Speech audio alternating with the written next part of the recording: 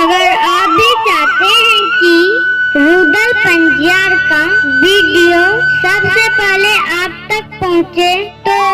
लाल button दबाकर channel को subscribe करें और घंटी के निशान अवश्य दबावें।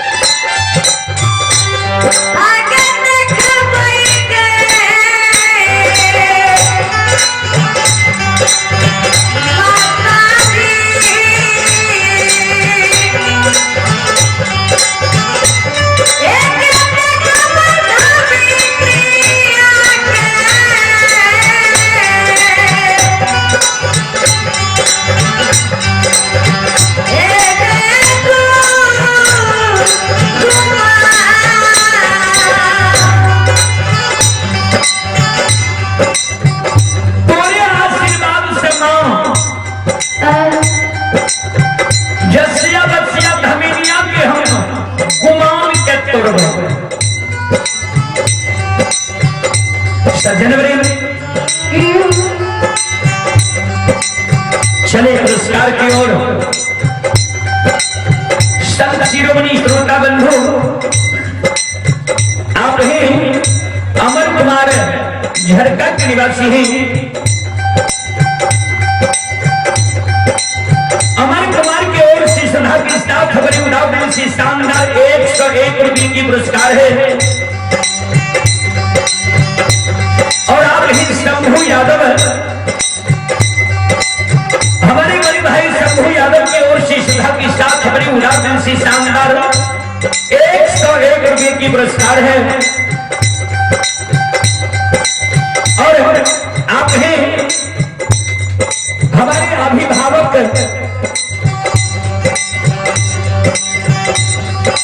हमारे प्रिय दोस्त श्री रंजन कुमार यादव के पूज्यवर पिताजी श्री देवनारायण प्रसाद यादव डीलर साहब यज्ञ करता है। ऐसे महात्मा गुरुजन पिता करने की ओर से श्रद्धा की स्टाफ खबरें उड़ाव दिन से शानदार 501 रुपये की आशीर्वाद हमारी मंडली के लिए गुरुजन भेजे हैं। एक बार गुरुजन के नाम पर ताली हो जाए।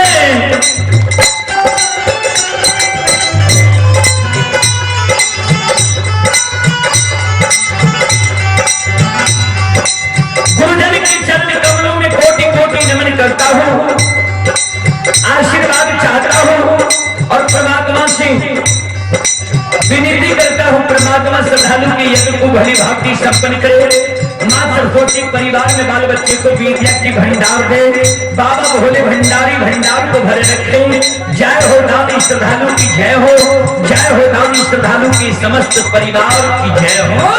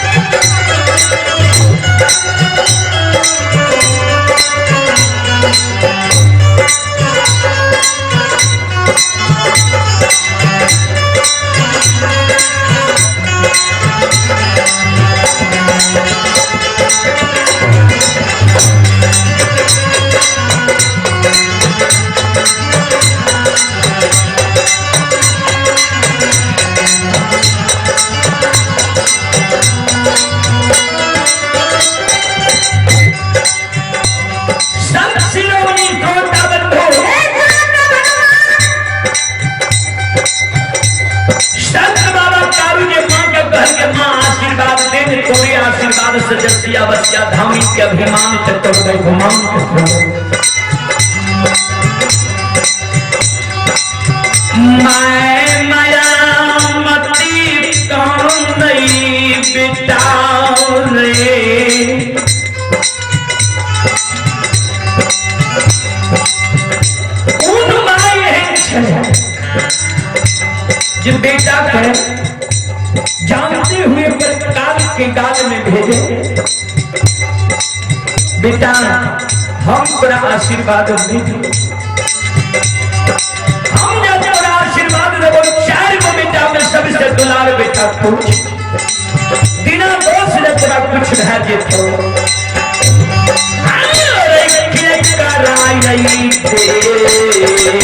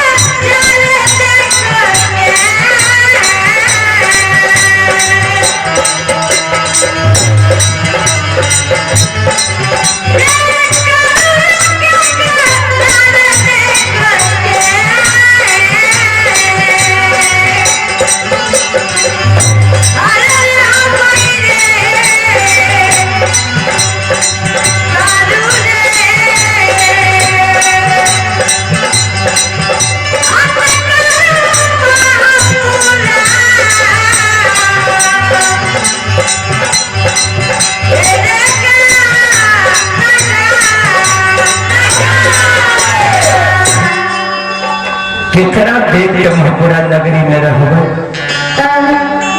हम तोरा आशीर्वाद नहीं देबो। संत बाबा कारुकाल में मांगे हम संकल्प ले लिए सामने भी नहीं तो हमारा आशीर्वाद दे चुकलिए माँ तोरा से हम आशीर्वाद ले लिए तो सुन ले मन में जो हमारा लालसा लाग रही है श्री राज मुरंग जाय के जसिया बसिया जे उत्पाद मचा रहे है वो जसिया बसिया के गुमान के तोड़े के लिए हमारा खून में हमारे खून उतार ना बह रही है वो जसिया बसिया के गुमान के तोड़े के लिए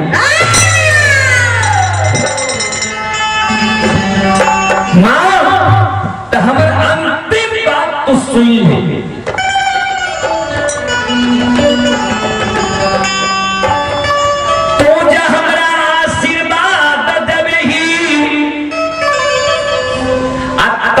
श्री राज मोरंग जेबू जसिया बसिया के अभिमान गौरव गुमान के तोड़ के हम जरूर महपूरा नगरी तोरा आशीर्वाद से लौट के अगर मां तो हमारा आशीर्वाद नहीं देगी फिर भी श्री राज मोरंग जेबू लौट के मांगे तोरा चरण में हम नहीं अइबो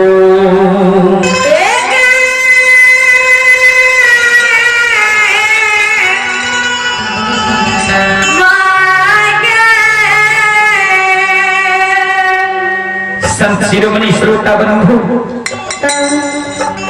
संत बाबा कागजी इतना को बात मां के कहलते मां खाने लगी मां कल के बेटा तोरा हम आशीर्वाद देबो लेकिन काल के गाल में जब जाए के लिए तू आशीर्वाद हमरा से मांगे छी तो सबसे पहले तोरा हम जांच करबो जे सही में तू जसिया बसिया के गौरव गुमान के तोड़ देबी कि तू विफल भए के श्री राज मोरंग से करे बाबा करके मां बोल की कहे छी गहिल की गहवर के आंगन में अशोक वृक्ष सुंदर मां कल के सोनो ई अशोक वृक्ष जे आंगन में सुंदर छे हरियर कचोर छे आई अशोक वृक्ष के हरियर कचोर अशोक वृक्ष के तो सुखा दही बुझको ये तू जसिया बसिया के गौरव गुमान अभिमान के तोड़ दबी जसिया बसिया के कोई के तू फिर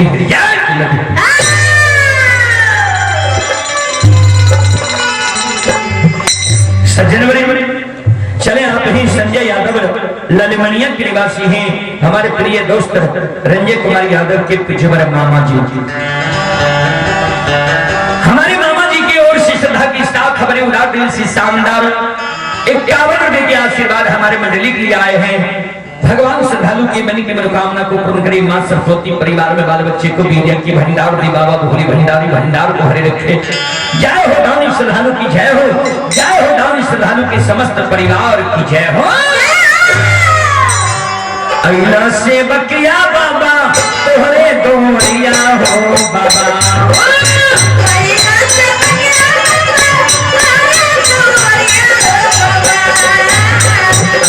से बकिया बाबा तोहरे दोरिया हो बाबा